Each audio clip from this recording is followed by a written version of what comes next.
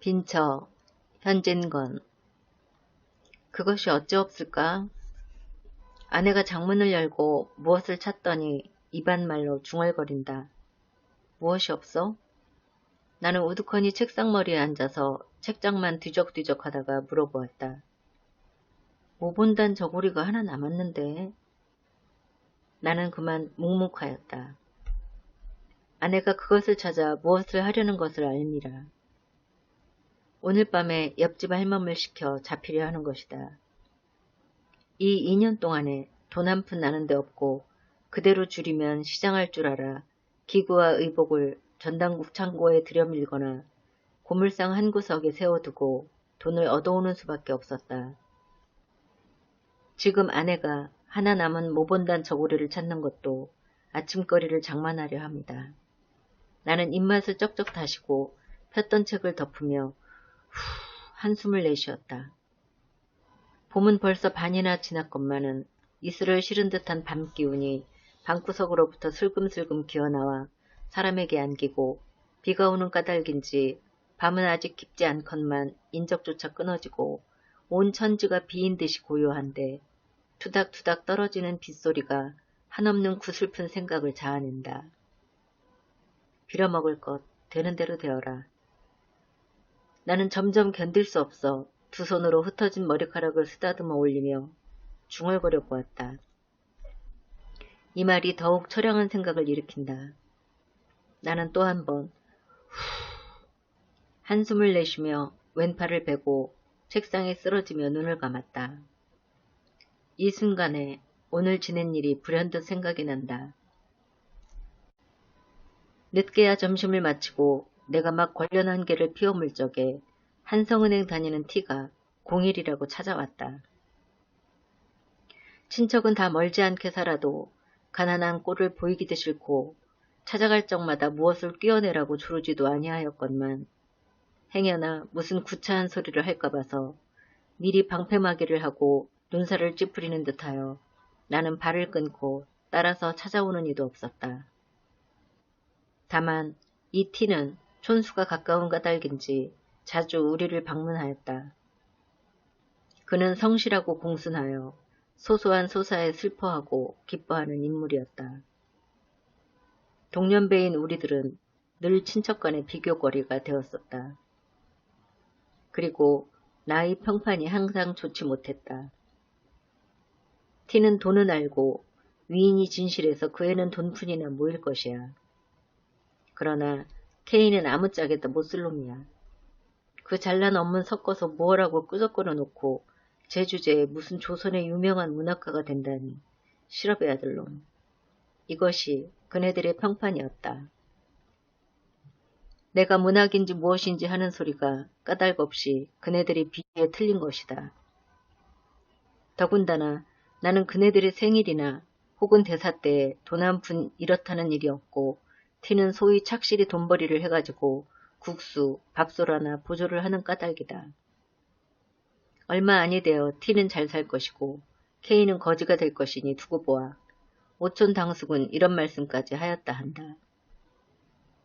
입 밖에는 아니 되어도 친부모, 친형제까지라도 심중으로는 다 이렇게 생각할 것이다. 그래도 부모는 달라서 화가 나시면 네가 그리하다가는 말경이 비렁뱅이가 되고 말 것이야 라고 꾸중은 하셔도 사람이란 늦복 모르느니라 그런 사람은 또 그렇게 되느니라 하시는 것이 스스로 위로하는 말씀이고 또 며느리를 위로하는 말씀이었다. 이것을 보아도 하는 수 없는 놈이라고 단념을 하시면서 그래도 잘 되기를 바라시고 축원하시는 것을 알겠더라. 여하간 이만하면 티의 사람됨을 가히 알 수가 있다. 그리고 그가 우리 집에 올 것 같으면 지어서 쾌활하게 웃으며 힘써 재미스러운 이야기를 하였다. 단둘이 고적하게 그날그날을 보내는 우리에게는 더할 수 없이 반가웠었다. 오늘도 그가 활발하게 집에 쑥 들어오더니 신문지에 싼 기름한 것을 이것 봐라 하는 듯이 마루 위에 올려놓고 분주히 구두끈을 끄른다. 이것은 무엇인가? 나는 물어보았다. 제 처의 양산이에요. 쓰던 것이 벌써 낡았고 또 살이 부러졌다나요? 그는 구두를 벗고 마루에 올라서며 나오는 웃음을 참지 못하여 벙글벙글하면서 대답을 한다. 그는 나의 아내를 돌아보며 돌연히 아주머니 좀 구경하시렵니까? 하더니 싼 종이와 집을 벗기고 양산을 펴보인다. 흰 비단 바탕에 두어 가지 매화를 수놓은 양산이었다. 검정이는 좋은 것이 많아도 너무 칙칙해 보이고 회색이나 누렁이는 하나도 그것이야 싶은 것이 없어서 이것을 산 거려. 그는 이것보다도 더 좋은 것을 살 수가 있다 하는 뜻을 보이려고 애를 쓰며 이런 변명까지 한다. 이것도 퍽 좋은데요. 이런 칭찬을 하면서 양산을 펴들고 이리저리 홀린 듯이 들여다보고 있는 아내의 눈에는 나도 이런 것을 하나 가졌으면 하는 생각이 역력히 보인다. 나는 갑자기 불쾌한 생각이 와락 일어나서 방으로 들어오며 아내의 양산 보는 양을 빙그레 웃고 바라보고 있는 티에게 여보게 방에 들어오게 그려 우리 이야기나 하세. 티는 따라 들어와 물가 폭등에 대한 이야기며 자기의 월급이 오른 이야기며 주권을 몇 주 사두었더니 꽤 이익이 남았다든가 각 은행 사무원 경기회에서 자기가 우월한 성적을 얻었다든가 이런 것 저런 것 한참 이야기하다가 돌아갔었다. 티를 보내고 책상을 향하여 짓던 소설의 결미를 생각하고 있을 즈음에 여보, 아내의 떠는 목소리가 바로 내 귀 곁에서 들린다. 핏기 없는 얼굴에 살짝 붉은 빛이 돌며 어느 결에 내 곁에 바짝 다가앉았더라. 당신도 살도리를 좀 하세요. 나는 또 시작하는구나 하는 생각이 번개같이 머리에 번쩍이며 불쾌한 생각이 벌떡 일어난다. 그러나 무엇라고 대답할 말이 없어 묵묵히 있었다. 우리도 남같이 살아보아야지요. 아내가 티의 양산에 대단히 자극을 받은 것이다. 예술가의 첫 노릇을 하려는 독특한 결심이 있는 그는 좀처럼 이런 소리를 입 밖에 내지 아니하였다. 그러나 무엇에 상당한 자극만 받으면 참고 참았던 이런 소리를 하게 되는 것이다. 나도 이런 소리를 들을 적마다 그럴만도 하다는 동정심이 없지 아니하나 심사가 어쩐지 좋지 못하였다. 이번에도 그럴만도 하다는 동정심이 없지 아니하되 또한 불쾌한 생각을 억제키 어려웠다. 잠깐 있다가 불쾌한 빛을 나타내며 급작스럽게 살도리를 하라면 어찌할 수가 있소. 차차 될 때가 있겠지. 아이고 차차란 말씀 그만두구려. 어느 천년에. 아내의 얼굴에 붉은 빛이 짙어지며 전에 없던 흥분한 어조로 이런 말까지 하였다. 자세히 보니 두 눈에 은은히 눈물이 고이었더라. 나는 잠시 멍멍하게 있었다. 성난 불길이 치받쳐 올라온다. 나는 참을 수 없었다. 막걸리꾼한테 시집을 갈 것이지 누가 내게 시집을 오랬소. 저 따위가 예술가의 처가 다 뭐야. 사나운 어조로 몰풍스럽게 소리를 꽥 질렀다. 에흐. 살짝 얼굴빛이 변해지며 어이없이 나를 보더니 고개가 점점 수그러지며 한 방울, 두 방울, 방울방울 눈물이 장판 위에 떨어진다. 나는 이런 일을 가슴에 그리며 그래도 내일 아침거리를 장만하려고 옷을 찾는 아내의 심정을 생각해보니 말할 수 없는 슬픈 생각이 가을바람과 같이 설렁설렁 심골을 문지르는 것 같다. 쓸쓸한 빗소리는 굵었다 가늘었다 의연히 적적한 밤공기에 더욱 철렁히 들리고 그 으르만진 등빛 속에서 비치는 불빛은 구름에 가린 달빛처럼 우는 듯 조는 듯 구차히 얻어산 몇 권 양책의 표제의 금자가 번쩍거린다. 장 앞에 초연히 서 있던 아내가 무엇이 생각났는지 고개를 끄덕끄덕하며 들릴 듯 말 듯 모가니 소리로 오호, 옳지 참 그날. 찾았소? 아니야요, 벌써. 저 인천 사시는 형님이 오셨던 날. 아내가 애써 찾던 그것도 벌써 전당포에 고운 먼지가 앉았구나. 종지 하나라도 차근차근 아랑곳하는 아내가 그것을 잡혔는지 안 잡혔는지 모르는 것을 보면 빈곤이 얼마나 그의 정신을 물어뜯었는지 가히 알겠다. 한참 동안 서로 아무 말이 없었다. 가슴이 어째 답답해지며 누구하고 싸움이나 좀 해보았으면, 소리껏 고함이나 질러보았으면, 실컷 맞아보았으면 하는 일종 이상한 감정이 부글부글 피어오르며 전신에 이가 스멀스멀 기어다니는 듯 옷이 어째 몸에 끼임에 견딜 수가 없다. 나는 이런 감정을 노골적으로 드러내며 점점 구차한 살림에 실증이 나서 못 견디겠지? 아내는 무엇을 생각하는지 모르게 정신을 잃고 섰다가 그 거슴츠레한 눈이 동그래지며 네? 어째서요? 뭘 그렇지. 싫은 생각은 조금도 없어요. 이렇게 말이 오락가락함을 따라 나는 흥분의 도가 점점 짙어간다. 그래서 아내가 떨리는 소리로 어째 그런 줄 아세요? 하고 반문할 적에 나를 숙맥으로 하루? 라고 격렬하게 소리를 높였다. 아내는 살짝 분한빛이 눈에 비치어 물끄러미 나를 들여다본다. 나는 괘씸하다는 듯이 흘겨보며 그러면 그건 모를까? 오늘까지 잘 참아오더니 이제는 점점 기색이 달라지는 걸 뭐. 물론 그럴 만도 하지만은 이런 말을 하는 내 가슴에는 지난 일이 활동사진 모양으로 얼른 나타난다. 6년 전에 그때 나는 16세이고 저는 18세였다. 우리가 결혼한 지 얼마 아니 되어 지식에 목마른 나는 지식의 바닷물을 얻어 마시려고 표연히 집을 떠났었다. 광풍에 나부끼는 버들림 모양으로 오늘은 진아, 내일은 일본으로 굴러다니다가 금전의 탓으로 지식의 바닷물도 흠씬 마셔보지도 못하고 반 거들충이가 되어 집에 돌아오고 말았다. 그가 시집 올 때에는 방글방글 피려는 꽃봉오리 같던 아내가 어느 겨울에 기울어가는 꽃처럼 뒷뺨에 선연한 빛이 스러지고 벌써 두어금 가는 줄이 그리워졌다. 처가덕으로 집간도 장만하고 세간도 얻어 우리는 소위 살림을 하게 되었다. 처음에는 그럭저럭 지냈었지만은 한푼 나는 데 없는 살림이라 한 달 가고 2달 갈수록 점점 곤란해질 따름이었다. 나는 보수 없는 독서와 가치 없는 창작으로 해가 지며 날이 새며 쌀이 있는지 나무가 있는지 망연케 몰랐다. 그래도 때때로 맛있는 반찬이 상에 오르고 입은 옷이 과히 추하지 아니함은 전혀 아내의 힘이었다. 전들 무슨 벌이가 있으리요. 부끄럼을 무릅쓰고 친가에 가서 눈치를 보아가며 구차한 소리를 하여가지고 얻어온 것이었다. 그것도 한두 번 말이지 장구한 세월에 어찌 늘 그럴 수가 있으랴. 말경에는 아내가 가져온 세간과 의복에 손을 대는 수밖에 없었다. 잡히고 파는 것도 나는 아른 채도 아니하였다.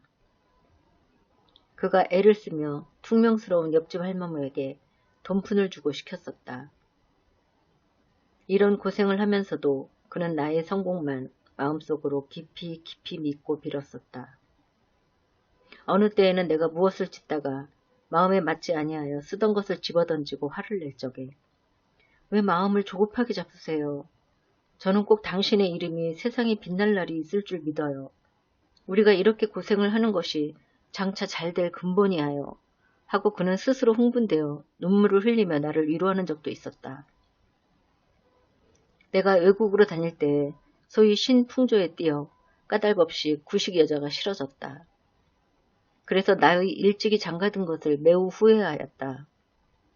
어떤 남학생과 어떤 여학생이 서로 연애를 주고받고 한다는 이야기를 들을 적마다 공연히 가슴이 뛰놀며 부럽기도 하고 비감스럽기도 하였다. 그러나 낯살이 들어갈수록 그런 생각도 없어지고 집에 돌아와 아내를 겪어보니 의외에 그에게 따뜻한 맛과 순결한 맛을 발견하였다. 그의 사랑이야말로 이기적 사랑이 아니고 헌신적 사랑이었다. 이런 줄을 점점 깨닫게 될 때에 내 마음이 얼마나 행복스러웠으랴. 밤이 깊도록 다듬이를 하다가 그만 옷 입은 채로 쓰러져 고나게 자는 그의 파리한 얼굴을 들여다보며 아, 나에게 위안을 주고 원조를 주는 천사여. 하고 감격이 극하여 눈물을 흘린 일도 있었다. 내가 아다시피 내가 별로 천품은 없으나 어쨌든 무슨 저작가로 몸을 세워보았으면 하여 나날이 창작과 독서에 전심력을 바쳤다. 물론 아직 남에게 인정될 가치는 없는 것이다. 그 영향으로 자연히 일상생활이 마료하게 되었다. 이런 곤란에 그는 근 2년 견디어왔건만 나의 하는 일은 오히려 아무 보람이 없고 방 안에 놓였던 세간이 줄어지고 장롱에 찼던 옷이 거의 다 없어졌을 뿐이다. 그 결과 그다지 견딜성 있던 그도 요사이 와서는 때때로 쓸데없는 탄식을 하게 되었다. 손잡이를 잡고 마루 끝에 우두커니 서서 하염없이 먼 산만 바라보기도 하며 바느질을 하다 말고 실신한 사람 모양으로 멍멍이 앉았기도 하였다. 창경으로 비치는 어스름한 햇빛에 나는 흔히 그의 눈물 머금는 근심 있는 눈을 발견하였다. 이럴 때에는 말할 수 없는 쓸쓸한 생각이 들며 일없이 마누라 하고 부르면 그는 몸을 움찔하고 고개를 저리 돌려 치맛자락으로 눈물을 씻으며 네? 하고 울음에 떨리는 가는 대답을 한다. 나는 등에 물을 끼얹는 듯 몸이 으쓱해지며 처량한 생각이 싸늘하게 가슴에 흘렀다. 그러지 않아도 자비하기 쉬운 마음이 더욱 심해지며 네가 무자격한 탓이다 하고 스스로 멸시를 하고 나니 더욱 견딜 수 없다.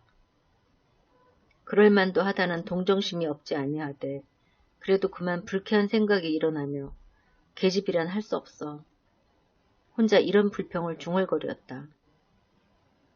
환등 모양으로 하나씩 둘씩 이런 일이 가슴에 나타나니 뭐라고 말할 용기조차 없어졌다. 나의 유일한 신앙자이고 위로자이던 저까지 인제는 나를 안 믿게 되었다. 그는 마음속으로 네가 6년 동안 내 살을 깎고 점이었구나 할 것이다.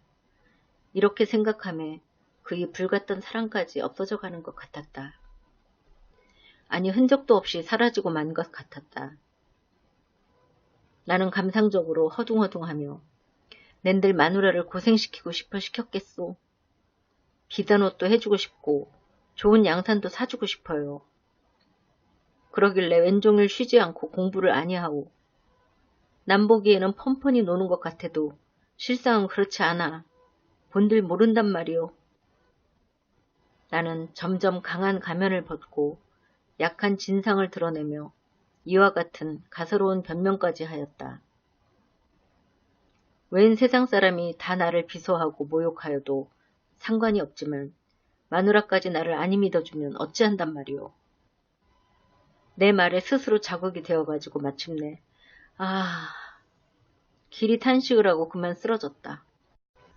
이 순간에 고개를 숙이고 아마 하염없이 입술만 물어뜯고 있던 아내가 후련 여보 울음소리를 떨면서 무너지는 듯이 내 얼굴에 쓰러진다. 용서 하고는 푹 받쳐 나오는 울음에 말이 막히고 불덩이 같은 두 뺨이 내 얼굴을 누르며 흑흑 느끼어온다. 그의 두 눈으로부터 샘솟듯 하는 눈물이 제 뺨과 내 뺨 사이를 따뜻하게 젖어 퍼진다. 내 눈에서도 눈물이 흘러내린다. 뒤숭숭하던 생각이 다 이 뜨거운 눈물에 봄눈 슬듯 쓰러지고 말았다. 한참 있다가 우리는 눈물을 씻었다. 내 속이 얼마나 시원한지 몰랐다. 용서해 주세요. 그렇게 생각하실 줄은 참 몰랐어요. 이런 말을 하는 아내는 눈물에 불어오는 눈꺼풀을 아픈 듯이 꿈적거린다. 암만 구차하기로니 실증이야 날까요? 나는 한 번 먹은 마음이 있는데 가만히 변명을 하는 아내의 눈물 흔적이 어룽어룽한 얼굴을 물끄러미 바라보며 겨우 심신이 가뜬하였다. 어제 일로 심신이 피곤하였던지 그 이튿날 늦게야 잠이 깨니 간밤에 오던 비는 어느 결에 그치었고 명랑한 햇발이 미닫이에 높았더라. 아내가 다시금 장문을 열고 잡힐 것을 찾을 즈음에 누가 중문을 열고 들어온다. 우리는 누군가 하고 귀를 기울일 적에 밖에서 아씨 하는 소리가 들렸다. 아내는 급히 방문을 열고 나갔다. 그는 처가에서 부리는 할멈이었다. 오늘이 장인 생신이라고 어서 오라는 말을 전한다. 오늘이야? 참 옳지. 오늘이 2월 16째 날이지. 나는 깜빡 잊었어. 원 아씨는 딱도 하십니다. 어쩌면 아버님 생신을 잊는단 말씀이야요. 아무리 살림에 재미가 나시더라도. 시큰둥한 할멈은 선웃음을 쳐가며 이런 소리를 한다. 가난한 살림에 골몰하느라고 자기 친부의 생신까지 잊었는가 하며 아내의 정지가 더욱 측은하였다. 오늘이 본가 아버님 생신이래요. 어서 오시라는데. 어서 가구려. 당신도 가셔야지요. 우리 같이 가세요. 하고 아내는 하염없이 얼굴을 붉힌다. 나는 처가에 가기가 매우 싫었었다. 그러나 아니 가는 것도 내 도리가 아닐 듯하여 하는 수 없이 두루마기를 입었다. 아내는 머뭇머뭇하며 양미간을 보일 듯 말 듯 찡그리다가 곁눈으로 살짝 나를 엿보더니 돌아서서 급히 장문을 연다. 입을 옷이 없어서 망설이는구나. 나도 슬쩍 돌아서며 생각하였다. 우리는 서로 등지고 섰건만 그래도 아내가 거의 다 빈장 안을 들여다보며 입을 만한 옷이 없어서 눈살을 찌푸린 양이 눈앞에 선연함을 어찌할 수가 없었다. 자, 가세요. 무엇을 생각하는지 모르게 정신을 잃고 섰다가 아내의 부르는 소리를 듣고 나는 기계적으로 고개를 돌렸다. 아내는 당목 옷으로 갈아입고 내 마음을 알았던지 나를 위로하는 듯이 빙그레 웃는다. 나는 더욱 쓸쓸하였다. 우리 집은 천변 배다리 곁이었고 처가는 안국동에 있어 그 거리가 꽤 멀었다. 나는 천천히 가노라 하고 아내는 속히 오느라고 오건만은 그는 늘 뒤떨어졌다. 내가 한참 가다가 뒤를 돌아다보면 그는 늘 멀리 떨어져 나를 따라오려고 애를 쓰며 주춤주춤 걸어온다. 길가에 다니는 어느 여자를 보아도 거의 다 비단 옷을 입고 고운 신을 신었는데 당목 옷을 허술하게 차리고 청록 당해로 타박타박 걸어오는 양이 나에게 얼마나 애연한 생각을 일으켰는지 한참 만에 나는 넓고 높은 처갓집 대문에 다다랐다. 내가 안으로 들어갈 적에 낯선 사람들이 나를 흘끔흘끔 본다. 그들이 눈에 이 사람이 누구인가, 아마 이 집 하인인가 보다 하는 경멸이 여기는 빛이 있는 것 같았다. 안 대청 가까이 들어오니 모두 내게 분분히 인사를 한다. 그 인사하는 소리가 내 귀에는 어째 비소하는 것 같기도 하고 모욕하는 것 같기도 하여 공연히 가슴이 두근거리고 얼굴이 후끈거린다. 그 중에 제일 내게 친숙하게 인사하는 사람이 있다. 그는 아내보다 3년 맞은 처형이었다. 내가 어려서 장가를 들었으므로 그때 그는 나를 못 견디게 시달렸다. 그때는 그게 싫기도 하고 밉기도 하더니 지금 와서는 그때 그러한 것이 도리어 우리를 무관하게 정답게 만들었다. 그는 인천 사는데 자기 남편이 기밀을 하여가지고 이번에 돈 10만 원이나 착실히 땄다 한다. 그는 자기 잘 사는 것을 자랑하고자 함인지 비단을 내리감고 얼굴에 부유한 태가 질질 흐른다. 그러나 분으로 숨기려고 애쓴 보람도 없이 눈 위에 퍼렇게 멍든 것이 내 눈에 띄었다. 왜 마누라는 어쩌고 혼자 오세요? 그는 웃으며 이런 말을 하다가 중문편을 바라보더니 그러면 그렇지. 동부인 아니하고 오실라고 혼자 주고받고 한다. 나도 이 말을 듣고 슬쩍 돌아다 보니 아내가 벌써 중문 앞에 들어섰다. 그 수척한 얼굴이 더욱 수척해 보이며 눈물 고인 눈이 하염없이 웃는다. 나는 유심히 그와 아내를 번갈아 보았다. 처음 보는 사람은 분간을 못하리만큼 그들의 얼굴은 혹사하다. 그런데 얼굴빛은 어쩌면 저렇게 틀리는지. 하나는 이글이글 만발한 꽃 같고 하나는 시들마른 낙엽 같다. 아내를 형이라고 처형을 아우라 하였으면 아무라도 속을 것이다. 또 한 번 아내를 보며 말할 수 없는 쓸쓸한 생각이 다시금 가슴을 누른다. 딴 음식은 별로 먹지도 아니하고 못 먹는 술을 넉 잔이나 마시었다. 그래도 바늘방석에 앉은 것처럼 앉아 견딜 수가 없다. 집에 가려고 나는 몸을 일으켰다. 골치가 띵하며 내가 선 방바닥이 마치 폭풍에 노도하는 파도같이 높았다 낮았다 어질어질해서 곧 쓰러질 것 같다. 이 거동을 보고 장모가 황망히 일어서며 술이 저렇게 취해가지고 어디로 가려고 여기서 한잠 자고 가게. 나는 손을 내저으며 아니에요 집에 가겠어요. 취한 소리로 중얼거리었다. 저를 어쩌나 장모는 걱정을 하시더니 할멈 어서 인력거 한 채 불러오게 한다. 취중에도 인력거를 태우지 말고 그 인력거 삭을 나를 주었으면 책 한 권을 사보련만 하는 생각이 있었다. 인력거를 타고 얼마 안에 가서 그만 잠이 들었다. 한잠 자다가 잠을 깨어보니 방 안에 벌써 난퍼불이 켜있는데 아내는 어느 결에 왔는지 외로이 앉아 바느질을 하고 화로에서는 무엇이 끓는 소리가 보글보글 하였다.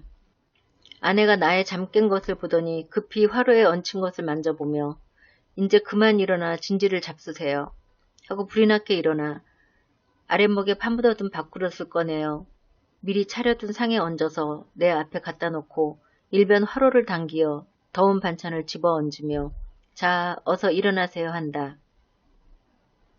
나는 마지못하여 하는 듯이 부시시 일어났다. 머리가 오히려 아프며 목이 몹시 말라서 국과 물을 연해 들이켰다. 물만 잡수셔서 어째요. 진지를 좀 잡수셔야지. 아내는 이런 근심을 하며 밥상머리에 앉아서 고기도 뜯어주고 생선뼈도 추려주었다. 이것은 다 오늘 처가에서 가져온 것이다. 나는 맛나게 밥 한 그릇을 다 먹었다. 내 밥상에 남에 아내가 밥을 먹기 시작한다. 그러면 지금껏 내 잠깨기를 기다리고 밥을 먹지 아니하였구나 하고 오늘 처가에서 본 일을 생각하였다. 어제 일이 있은 후로 우리 사이에 무슨 벽이 생긴 듯 하던 것이 그 벽이 점점 얇아져 가는 듯하며 가엾고 사랑스러운 생각이 일어났었다. 그래서 우리는 정답게 이런 이야기 저런 이야기를 하게 되었다. 우리의 이야기는 오늘 장인 생신잔치로부터 처형 눈 위에 멍든 것에 옮겨갔다. 처형의 남편이 이번 그 돈을 딴 뒤로는 주야 요리점과 기생집에 돌아다니더니 일전에 어떤 기생을 얻어가지고 미쳐 날뛰며 집에만 들면 집안 사람을 들볶고 걸핏하면 처형을 친다 한다. 이번에도 별로 대단치 않은 일에 처형에게 밥상으로 냅다 갈겨 바로 눈 위에 그렇게 멍이 들었다 한다. 그것 보아 돈푼이나 있으면 다 그런 것이야. 정말 그래요. 없으면 없는 대로 살아도 의좋게 지내는 것이 행복이에요. 아내는 충심으로 공명해 주었다. 이 말을 들음에 내 마음은 말할 수 없이 만족해지면서 무슨 승리나 한 듯이 득의양양하였다. 그리고 마음속으로 옳다, 그렇다, 이렇게 지내는 것이 행복이다 하였다. 이틀 뒤 해 어스름에 처형은 우리 집에 놀러왔었다. 마침 내가 정신없이 무엇을 생각하고 있을 즈음에 쓸쓸하게 닫혀있는 중문이 찌긋뚱하며 비단어 소리가 사오락사오락 들리더니 아랫목은 내게 빼앗기고 윗목에서 바느질을 하고 있던 아내가 문을 열고 나간다. 아이고 형님 오셔요. 아내의 인사하는 소리가 들리더니 처형이 계집아인에게 무엇을 들리고 들어온다. 나도 반갑게 인사를 하였다. 그날 매우 욕을 보셨죠? 못 잡수는 술을 무슨 짝에 그렇게 잡수세요.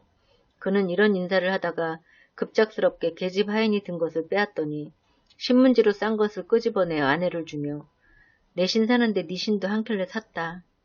그날 청록당해를 말을 하려다가 나를 곁눈으로 흘끗 보고 그만 입을 닫힌다. 그것을 왜 또 사셨어요?